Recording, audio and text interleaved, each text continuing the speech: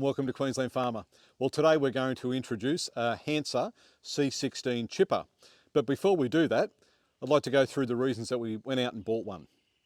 So this area that you can see here, we've previously had a forestry mulcher go through here and clear enough space so we can get fire appliances down through here, obviously through a peak fire period where there's a high risk of fire through this area.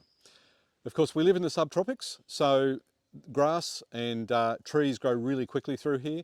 We get lots of rain, we get lots of heat, and subsequently it means that this area gets overgrown pretty quickly. So what we've previously done is we've cut things off at ground level or pruned some of the trees that do grow, and we just can't seem to keep up with it. The remnants of what we cut off typically go on the ground. What we'd like to do is actually turn that into chip or mulch pretty quickly. And this machine is robust enough to do that behind the ATV. So it has a 16 horsepower Vanguard engine here. We haven't even run this one yet. I know that it was test run when we first bought it, but we haven't had a chance to get out there. Obviously you can see a bit of water over those mud guards at present, and that's just driving it here. It's still pretty wet. We've had to drive through a bit of mud, so clearly it's still pretty wet here. What this will allow us to do is mulch timber up to 1100 mil, and we can direct this spout anywhere we like. If we wanted to, we could put it into the back of the ATV, which we won't, but we could also undo this here, and I'll show this a little bit later, to any angle we like. We can shoot it off over the fence, we could shoot it to the left or to the right, or if we had a trailer nearby, we could also do that. This section here you can adjust, so you can shoot it up higher or shoot it down lower. So it's pretty good. We're pretty happy with it. Now, a couple of the other features that it comes with is a really interesting setup on this wheel. Now, when we're loading trailers onto the back of the ATV, because the ATV is a little bit low, which is great because it's got a low centre of gravity, it's always a bit of a challenge to get trailer hitches on here. Well, coincidentally, this seems to be perfectly matched to fit on the back of the ATV on level ground. We wind this all the way down to the bottom. It basically rests on the ATV tow ball, and it's very easy to undo this and put this up out of the way. Comes with a very high quality chain, much better than I'd expect for a trailer. So very impressed with that. And obviously this is the socket that would normally go into the back of your car.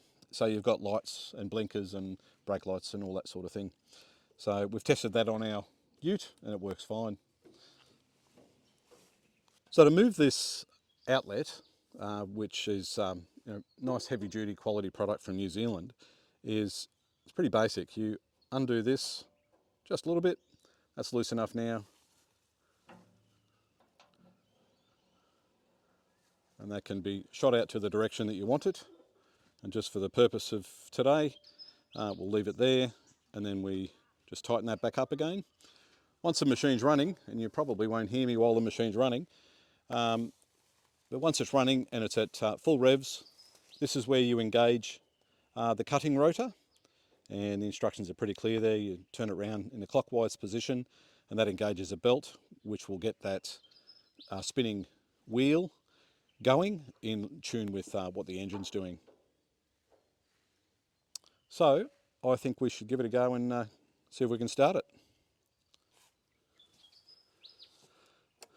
So on, choke on, revs. First go.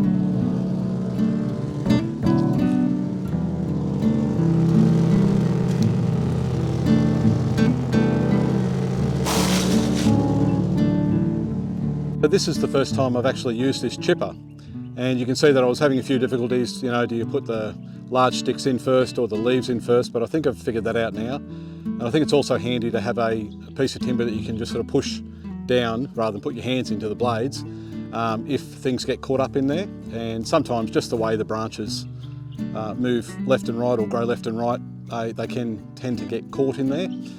But certainly after a very brief period of time, we've opened this area up so we can get fire trucks in here, our utes in here, our tractor through here without popping windows or doing panel damage. So this is going to be a lot of fun to use, and clearly I should have brought some glasses. I accept I should have brought glasses. I remember that halfway through. So next time you see me using this machine, I'll definitely wear safety glasses. So thanks for watching. If you want to see an update on what we do with this machine, please subscribe to the channel if you haven't already. And of course, liking this video helps with that famous algorithm when it comes to YouTube videos, so the videos get a bit more coverage. So it doesn't cost you anything, but it certainly helps me a lot. Thanks for watching. Bye for now.